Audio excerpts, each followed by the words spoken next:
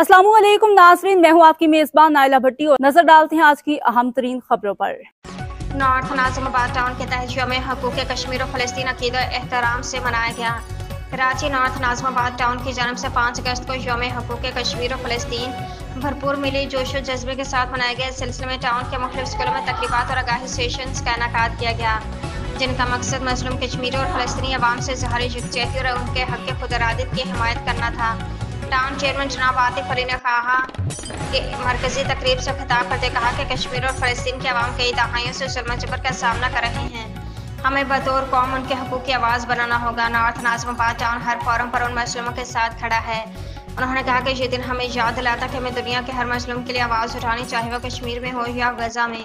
इस मौके पर तलबा तालबात ने तकरीर, मिले नगमे और प्ले कार्ड्स के जरिए अपने जज्बात का इजहार किया। तकरीबात में इस्तादिया, वालिदैन और कम्युनिटी रहनुमाओं की बड़ी तादाद ने शिरकत की। नॉर्थ नाज़िमाबाद टाउन इंतजामिया की जानिब से आइंदा भी इस तरह की तकरीबात के तसलसल को जारी रखने का अज़्म किया गया ताकि नौजवान नस्ल को अहम कौमी आलमी मामलात से आगाह रखा जा सके।